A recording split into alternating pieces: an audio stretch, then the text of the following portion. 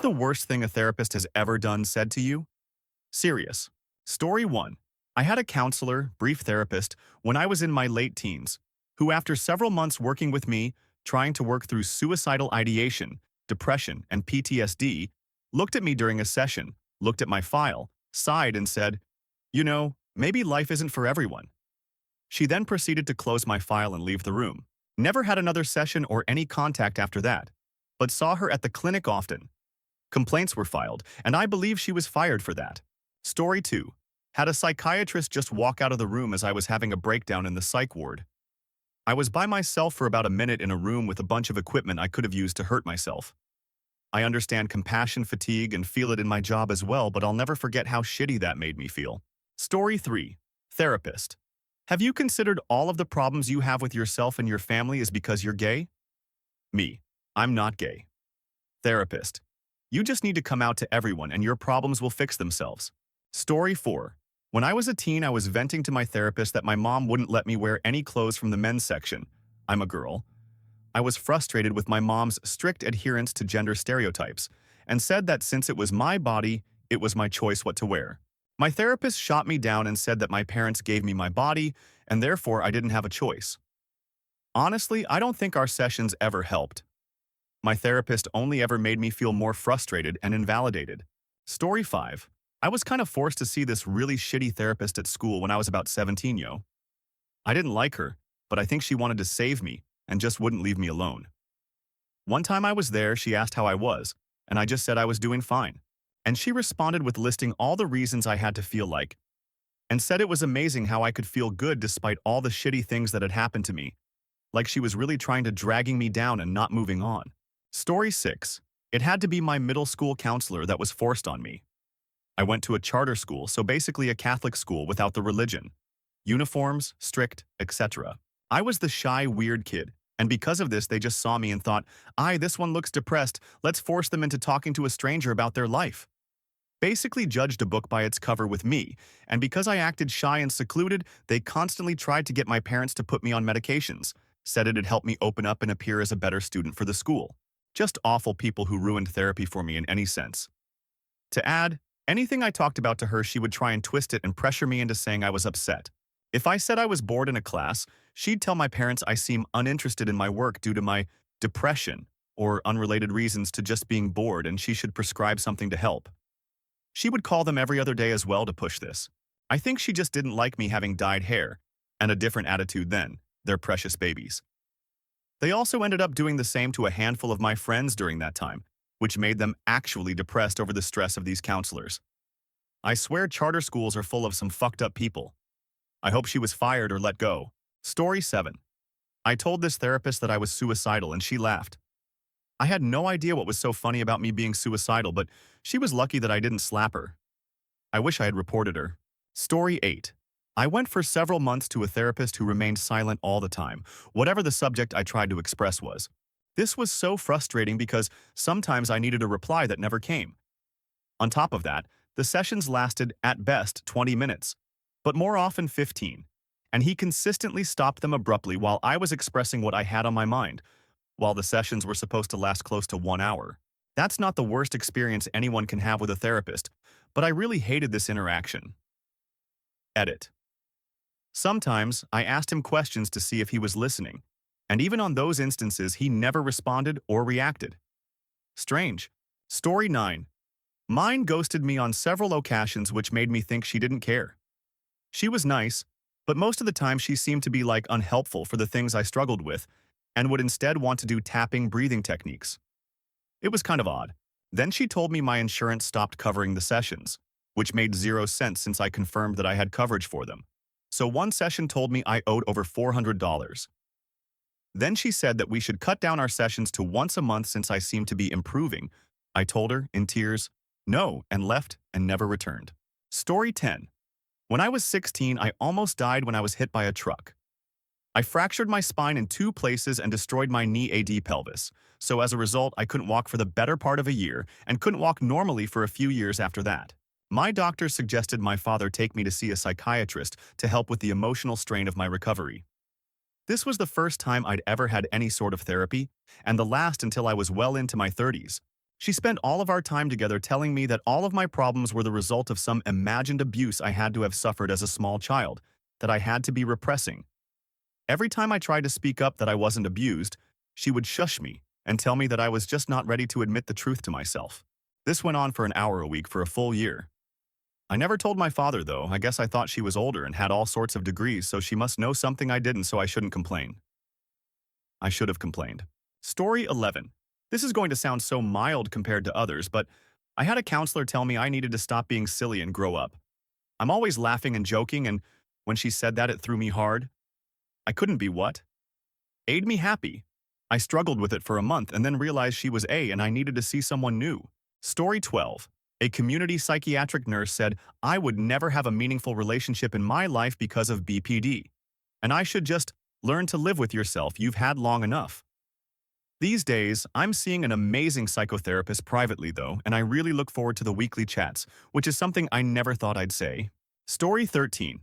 My very first therapist once told me, a clinically depressed teen struggling with self-harm, that if she sat around in bed all day like me, she would slit her wrists too. She then complained about her other clients that had depression, saying that they did nothing all day, and claimed that the only reason they were depressed was because they were too lazy to get up and do something with their lives. She would also trash talk my mom to me. My mother and I have a great relationship. Story 14. Not me, but I accompanied one of my friends to the school. Therapist. My friend was on the chubby side and he was getting annoyed by the bullies saying he had cancer because he was too fat. She had the audacity to say, "Well, just ignore them, and don't waste my time with this beast. I have work to do," she said, and went back to chatting. Hated her with all my life. Story 15. First and only time I went to a therapist. After going through some basic information, I told him I was very depressed. He flat out said, I have no reason to be depressed and I should think more positive about things in my life to be happier. Story 16. One time when I was in college, I saw an academic counselor and was having a difficult time emotionally with what I wanted to do with my life and having a crisis, so I went and saw their regular counselor too. She basically told me I was too sensitive of a person for the field I was going into, and I should pick another job to aspire to. Me. Well, I can try X. Her. No. I don't think you'd fit in. You're too sensitive for that kind of work. Me. Oh, okay. Well, maybe I can. X? Her. No, I don't think that would suit your personality. You're too sensitive for that kind of work. It was half hour of me struggling to suggest things and trying to get her to agree to one, and her telling me I was too shy, reserved, and sensitive for any of the work. I felt very dejected. I went to do the very work she told me I shouldn't do, and it's been fine. Story 17. She didn't notice an earthquake. We were sitting there talking, and I started feeling the whole room shake. I look up at her like, WTF? And she goes, What's wrong? You look concerned. I felt so crazy and didn't mention the shaking until I got in my car after the appointment, and a huge earthquake was all over the news. Story 18. I saw a therapist for anxiety issues a few years back. I was a freelance designer desperate for work and was paying for therapy out of pocket since I had no insurance. My therapist decided to hire me to build her website, and our sessions could be payment. But then my sessions just became more like weekly meetings about her website, and she'd get mad at me when things weren't done to her liking. So it wound up making my anxiety worse. Super great. Story 19. A therapist once told me I was the most interesting patient she had. I know it's technically a compliment, but I didn't want compliments. I wanted to get better. I didn't want my issues to be considered interesting. I wanted them to go away.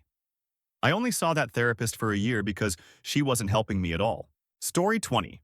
The first time I tried to talk about anxiety with anyone, I didn't even get through my sentence before he cut me off with, well, you just have to get over that.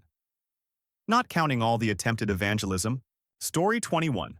I was trying to explain my anxiety and she would always give me some weird metaphor or something that didn't really help. One I remember in particular was, don't be anxious. Being anxious all the time is like always thinking there is a snake under your chair. Is there a snake under your chair? Then she made me look under the chair and say no. Then she topped it off with another truly helpful, see? So just don't be anxious. I wish I could say I was kidding. I am not. Story 22. They didn't mean it to be bad. They seemed nice. But I tried getting therapy while living in NL. I guess they have a sort of tiered system. My doctor referred me to a therapist office. They evaluated me and essentially said I need more involved therapy than they offer. After waiting 3 months, I was put back into waiting again. It felt like being told I'm too fucked up for help. I'm back in Canada now. Sucks to spend 200 a week to see someone, but at least I'm getting help immediately. Don't get me wrong, I love socialized healthcare. I just think mental health care for people like me with serious issues is insufficient everywhere. Short for the Q. Worst thing I've been told is I'm too fucked up to deal with. Story 23. I had to see a counselor type for a lawsuit once. He could not look me in the eyes, and instead of talking about the sexual harassment that I was going through, he wanted me to talk about things that did not matter at all. It came down to me screaming at him to either start giving A or send me to someone that would. Story 24. Lol. This is my time to shine. My therapist went behind my back and told my boss about my self-harm, who in turn informed my parents, when I specifically asked her not to. Everyone told me that she was worried for me and she's an institutional therapist, so it was kind of her duty to tell them, but I wonder why she had to tell them each and every detail. Anyway, after that, I had to keep going back to her. The only thing that the pandemic has been good for us that I haven't had to see her again. Story 25. This isn't my experience, but a close friend of mine. Basically, this friend of mine recently had a panic attack in the middle of class and was sent to the school counselor. He didn't want to say anything at first, but then he opened up and basically told her everything about how his parents and siblings were horrible and that they just made him so stressed out and angry all the time and that he'd rather live with his dad. Now, mind you, our school has a rule for the counselor where they can't tell anyone about what they talked about, or they could get fired. The counselor told his parents everything, and he got screamed at and grounded for 2 months. Also, the counselor kept her job. He now hates any and all counselors and therapists, all of them, and refuses to go near them in fear they'll tell his parents about another panic attack and get him grounded again. Story 26. I left 40 minutes early to get to my appointment, but the therapist's office only had 4 parking spaces and all were full. So I drove around for over an hour looking for absolutely anywhere to park. I was getting more and more stressed out and called to warn them I was still searching. Totally out of my control. I was trying. When I finally found an open space, I rushed in, and the therapist said, "If you really wanted to be here, you would have found a way." Then she dove into me and told me how I've clearly given up on myself because, subconsciously, I didn't want to be there. She kept me for 30 minutes for a lecture, then I was billed as a no-show anyway. $230 instead of a $15 copay. I was in a delicate place at the time. Getting scolded like a child like that made me never come back. I was absolutely ashamed and cried all night. I curled back into myself and gave up on trying to feel better. I avoided therapy for years and only restarted after suicidal thoughts started to emerge. I told my friend who is a therapist about this, and she was livid.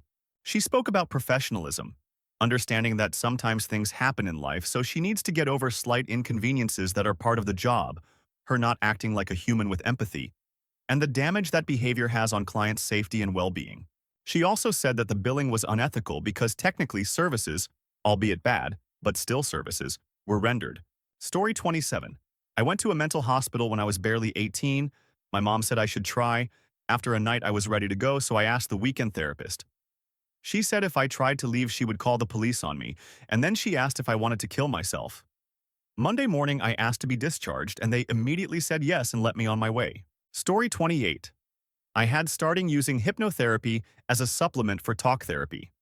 I found a reputable clinic and a hypnotherapist I really clicked with. There were a lot of darker things in my subconscious that I wanted to work through, but didn't want to necessarily discuss with my main therapist as I couldn't really see a way she could help. I told her I had started doing hypnotherapy when she asked me how I felt my progress was coming. She proceeded to scoff and bury her head in her hands. After her little sulk fit, she told me that this kind of cry for attention was really unhealthy. I stopped seeing her and only used hypnotherapy. Within a year, my depression had significantly lightened. My anxiety was less, my OCD was in a manageable range, and my eating disorder was mostly curbed. I had been in therapy since I was 11. 5 years of sitting on a couch talking about my problems and being medicated. Hypnotherapy had made all the strides talk therapy didn't. The petty part of me wishes I told her how much better hypnotherapy was for me. Story 29. Not really outright bad, but still useless. I want you to tell yourself one good thing about yourself every day. Like, I have depression and hate myself. There's nothing I like about myself. Story 30. I had a therapist that would check her phone in our sessions. We did text to set up appointments, so I kind of assumed she was setting other appointments, but it started to get irritating. I found a new therapist a few months later. Story 31. I went to a psychiatrist once to try and get off of Ambien. First time seeing him, and he said, "Can I give you my VIA code? If you use it, we both get a discount on ride shares." I was like, dude. Story 32. Laughed at things I said. Like she couldn't stop herself and apologized after. And it was always things I was completely serious about and already felt embarrassed to say out loud. Story 33. On the first visit, I told her my mom had committed suicide. On the second visit, I told her I felt like I had no one to talk to. She said, "Can you talk to your mom?" Yeah, no. Story 34. I had a therapist tell me that after praying for a while, that I was forgiven by God for being raped. I was appalled. Somehow this person, though that being the victim of a rape, was a sin. Needless to say, I didn't go back and less than a year later stepped away from all organized religion. Story 35. Working on my abandonment issues in fear that everyone around me just tolerates me. My therapist would just hand me an art project and then leave. And then transferred to a different location after a couple months. I still saw her in the building every time I came in. Story 36. First session. Do the kids bully you because you're overweight? Left the room as soon as I could and told my mom. My therapist was switched, and I don't know what happened to the one who called me overweight. Hope they got fired. Story 37. Had a therapist say that it was a shame I was her patient because I was someone she'd have loved to have a relationship with. That was the last time I saw her. Weirded me out. Story 38. That she didn't believe my dad molested my sister. Convinced me for a while, too. She was a church therapist who would do anything to save my parents' marriage and probably was no match for my father's manipulative prowess. Story 39. I had a crippling phobia of needles when I was younger. I'm type 1 diabetic. It's not a great combo. The hospital provided therapy which actually went really well because my problem was how stressed out I got. She was really great with me and helped me learn techniques to stay calm. Then one day I turned up for my appointment to find her secondment had ended and her boss had replaced her, who then spent the entire session testing how calm I stayed as she talked about how awful needles were, and imagine the feeling of one piercing my skin and that kind of stuff that undid very single bit of progress I'd made. My mom knew something was wrong when I came out in tears and as white as a sheet. Looking back on it, I wonder what the heck had happened behind the scenes there. Story 40. If your problems don't get better, it may just have to end. You are a failure then. I can't help you anymore. If you can't get over this, you'll never succeed. It's all chronic pain in your head. All have some context around them, but even then it doesn't excuse the severity and tone and how those were said to me. I guess that's what I get for my parents not being able to afford expensive therapists. Story 41. Tried to convince me that it was my fault my stepfather starved me for days at a time. That if I just listened to him, maybe he wouldn't have to be so stern. Oh, and my neglectful mom who was always at work? That I should take the time to talk to her more since it might make her find that spark. I did whatever chore I was asked, got 5. GPA all throughout high school and 4.0 through college, never talked back and regularly took the fall for my family. I'd show up at my mom's work just to surprise her with flowers and chocolate, only to find them in the garbage the next day. Guess what? Starved days went from 3 to 8. When I finally stood up for myself, I got beaten and thrown into mom's rose bushes. The lady still tried to act like I wasn't trying and that the whole thing was my fault. Story 42. This is gonna get buried, but I had a therapist tell me I couldn't possibly be a good mom because my father was abusive with anger issues. I was there to get help dealing with my grief from the stillbirth I had suffered less than a year prior and to deal with the trauma of being pregnant again so soon afterward. Story 43. During my divorce, our therapist didn't understand why I was upset about getting hit by my husband in the past. She asked me why I couldn't get over it. I asked her if she would say the same thing to a woman, we're gay, who got hit by her husband, and she said, "Oh no, I'd have to get to the bottom of the abuse first." Needless to say, that was the end for both of them. Story 44. My school therapist owned a small shop that sold stuff like Live, Laugh, Love, and she, accidentally, always worked on days I would be scheduled to see her. She didn't report my sexual assault case and told me to get over it. Fuck her. Story 45. A few years ago, I was casually dating and sleeping with a guy. It was not official, but I fell for him, and being anxious as I am, I didn't have the courage to tell him. Told my therapist, and she called me a robot and a psycho for my inability to confess my feelings, and also because we didn't have a title, she said I was worse than A, because I have for free. She was not angry. It was her way of being honest. Story 46. Therapist saw me on my scheduled appointment. 5 minutes in, she gets a phone call. She talks for 20 minutes. I'm assuming to friends or family, as she was saying that she could bring two sides to a get-together. Finishes the call, has the nerve to ask what we were talking about. Then says, never mind, prescribed me more meds and shoos me out of her office. This was only my second session with her. I left and hung around the railroad tracks. Story 47. The psychiatrist I met 4 or 5 days after getting discharged from the hospital for attempted suicide told me, you're not depressed. There's nothing wrong with you. For context, I live in a country where mental health problems are highly stigmatized. The psychiatrist spent about half an hour talking with my parents, who tried to save face, and somehow managed to convince him that there's no way I could be depressed. That incident has prevented me from ever seeking help again, despite sometimes really needing it. Story 48. I was accused of rape by an ex-girlfriend, and my school therapist knew it was all a fabrication. Said, I don't care if it's a lie, no man should touch a woman like that. Consider this karma. And saying to the girl who accused me, if you need someone to talk to, my office doors are always open, just try not to spread rumors even if they aren't big. Story 49. About 12 years ago, I had some suicidal tendencies and was seeing a new psych for the first time. He spent the first 15 minutes sat in the corner on his PC ignoring me. Then, when I told him about a couple of recent attempts that were close together, he looked completely bemused and laughed, saying, you're a dangerous person, aren't you? I didn't find it particularly offensive or care, but that's a very risky and unprofessional way to approach an unstable person. Story 50. I have social anxiety. One of the teachers in my school got worried about my stability when it comes to social activities and referred me to this one therapist. The therapist proceeds to tell me that my anxiety might be the result of believing what I research online. I even told her how the nervousness I feel is enough to make me cry sometimes, and yet she shrugs it off to tell me, it's all in the mind. Story 51. I was seeing a therapist as a teenager and was self-harming at the time. I ended up showing her the marks and she said, you really get off on making people worry about you, don't you? It didn't make me stop, but it made me never show anyone again for years. Story 52. If you are comfortable with your imaginary friend, why not just spend time with him? School therapist when I was 14, assigned over fears of me being overly isolated and avoiding any and all social interactions I could at the time. She did help me at the end by getting me to go to anime conventions and gaming conventions and tournaments, so it wasn't all bad, although I'm not sure that was a great idea either, since I was going completely by myself, sometimes out of the country even. And some of those tournaments were Super Smash Bros. Tournaments, edited some spelling errors and wrong words. Story 53. After being in therapy for a year already, I got a new therapist because the other one moved away. Within the first 15 minutes of talking to her, she stopped me and said, you are way too young for these kind of issues. Stop making things up. Never went back to that old hag. Story 54.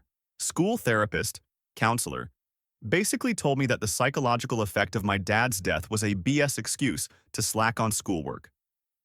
Church-recommended therapist basically was constantly force-feeding me religious bullshit. Then my family actually put effort into getting me a good therapist and now life's great. Story 55. Had a therapist when I was 17, 18 YO. My parents hired her, made me keep seeing her, although I immediately disliked her and quickly came to see through her bullshit. She was not inexpensive and never lost sight of who paid her bill. Parents brought me to her over concern for my behavioral issues. I had problems, but not the ones they thought I had. They were very strict, and throughout high school I was constantly in trouble for wanting to do normal teenager. They were convinced that I was doing hard drugs and committing crimes. Also thought I was acting out by not cleaning my room, forgetting to turn in homework, struggling with math as an AP student, etc. She leaned into their expectations heavily, spoke with them, without me present, after every session and told them that I was highly disturbed, that I couldn't be trusted without parental oversight. I couldn't see my friends anymore and that I was too immature to attend college as planned. I was essentially on house arrest for the last semester of my senior year, through that summer thanks to her bullshit therapy. Luckily was a pro at sneaking out by then, haha. She told them I was bipolar and borderline, although a formal diagnosis was of course never made. They did ultimately allow me to attend college that fall, 1,000 miles away from them. I found a real therapist and was diagnosed with ADHD very shortly after. SMH. Story 56. While I was getting prepared for major surgery, I was put on a cleanse diet to deal with stomach ulcerations, nerve burnings, and other stuff. I had to see a counselor as process to be cleared for the surgery. The counselor told me that the dietitian and surgeon teams both had no idea about the healthiest eating plan and wanted me to buy some book for this new diet program that she had started on, about eat whatever you want once per day for 30 minutes. I am prepping for surgery and she was saying not to follow the surgeon's directions. This was the same counselor that sent me to clinical depression and grief, spouse survivor meetings because I was having a difficult time adjusting to the life of permanent disability. Never gotten so many shitty looks before in my life. Who dear to you have you lost? I broke my back? People looked like they were going to kill me, like I was mocking them. Story 57. I was diagnosed with the OCD-related disorder, trichotillomania, hair pulling, when I was about 12 years old. Fast forward to my first year at university, I went to campus counseling for anxiety, which I have also been diagnosed with, and the psychologist assigned to me asked about any diagnoses. I mentioned the trich, which at this point of my life was controlled enough that I didn't have any noticeable bald spots, since I do pull from my scalp, kid you not. He stood up to look at my long head of hair to check for bald spots, as if to tell if I was lying about my diagnosis. I left and never went back. Story 58. My last 3 have been disasters. One contacted me a year after our last session begging me to her. One stopped me halfway through our second appointment and said I had no chance of recovery without Jesus, and the most recent after 3 sessions said he didn't know what to say to me and sat in awkward silence until our time was up. Story 59. Went to one after talking to me best friend and her insisting that it would be good for me. I felt generally unhappy with how things were going. And to anyone else looking in, well, no fucking. I would be mentally ill if I wasn't unhappy. Literally only friend left in my life now 3,000 miles across the country, never been given a chance at employment, no prospects, not close with any member of my family. Now, I think it's absolutely insane to be prescribing anyone medication for stuff you can't physically see, especially after not having a decent relationship with the person. So I instantaneously questioned anyone that tried prescribing anything after less than an hour of talking to me. Complete bungling of a painfully shy, quiet, and extraordinarily bored with school kid because he's probably 2 to 4 years ahead of his class. Intellectually results in a lot of experience with therapists. I thought I finally found someone that was going to work with me when she said she understood my view. She seemed reasonable and insisted that no matter if any of this therapy thing did anything for me, I still had to sleep. Would you be open to trying this mild sleep aid and seeing if it does anything for in the meantime while we work on you? Felt so good about it, like everything finally came together. Took the prescription home, not a sleep aid. End of the line schizophrenia medication. Let's just say for the sake of illustration, the first medication a person with schizophrenia is tried out on is an aspirin. She prescribed me a turkey bastard full of fentanyl powder under the pretext it was melatonin. Story 60.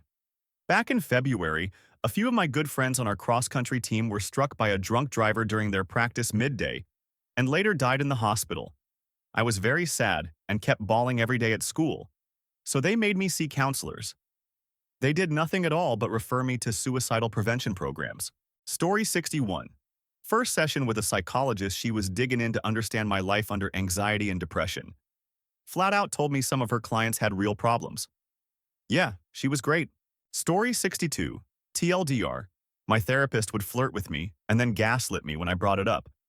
We would have weekly sessions and it seemed like they wanted something more. There were instances where what was said would have been questionable. Arm touches, as I would leave the room. I was generally okay with it. They were my type. Haha, oh boy. But then I started to get confused as to where our boundaries were. I actually consulted anonymously with other professionals to see what I should do. All of this went on for the first 4 or 5 months of therapy. The day I brought it up, I had a panic attack and was very upset, visibly too. Anyways, as soon as I talked about it, what is happening here? Their body position and posture immediately changed. At that moment, I knew that they knew they went too far and muddled the boundaries. As a professional, immediately apologized for making me feel that way, and then proceeded to gaslight me. The that was said over email and in session was my misunderstanding. A huge thing for me in that moment was not wanting to feel crazy like I had imagined something. To be honest, they made me feel crazy. 8 months later, I still see them because they are a really good therapist, which is fucked up, but my mental health is pretty good right now. Story 63. My therapist let to me and wanted to do conversation therapy for me. I told him I was trans, and he told me I'd need to go to therapy with him for 8 years before I was allowed to. Realized he was lying. Almost killed myself. Story 64. When I said I didn't know if I wanted to go to college, she said, "Oh, don't do that to yourself." Meaning that, with my grades, not going to college would be fucked up. I'm not even that good. Story 65 done. Had my court-ordered therapist sleep with my father while trashing my mother, both of whom were also paying customers of hers. Then drugging me during sessions when I called her out, and asking me to deliver secret love notes to my father. Also, never addressing the main reasons I was in therapy to begin with. Said, after my grandparents died, my mom totally broke. She specifically sought out a grief counselor and after a few sessions, insisted that we all attend. My mom has a tendency to present herself a certain way to different people depending on who they are. When I called her out on it during a family session, the therapist proceeded to tell me that not only was I wrong, but that my grief was not as valid or as important as my mother's because I didn't act just like her, that it was my fault she entered therapy to begin with and that my dead grandparents should be lucky they're dead, so that they can't see the pain I was putting my mother through. I haven't been in therapy since. Story 66. The person is a family friend but is a therapist. My family was at her house and she was drinking. She walked over to me and said I was so smart I had to drink, so I became stupider, so my family could understand me. She is something else sometimes. Story 67. I was seeing a psychologist when I was a bit younger, and we had a few sessions, and during one of our last ones, she looks at me and says, "I can't help you." So she just told my doctor to put me on meds, and she never saw me again. Story 68. Towards the end of high school, I very much was struggling with my depression and suicidal thoughts. My parents had me going to a therapist about 1 to 2 times a month. He was a nice guy. And by all means, I don't hold any grudge or think this was wrong of him to say. But I remember the last time I had seen him, I was in a really, really bad place. He had read over some notes, song lyrics I had been writing, and after a moment trying to collect his thoughts, looked at me and said, "I don't think I'm capable of helping you anymore." Now, if that was, that I definitely would have been more, you can't just say that to someone.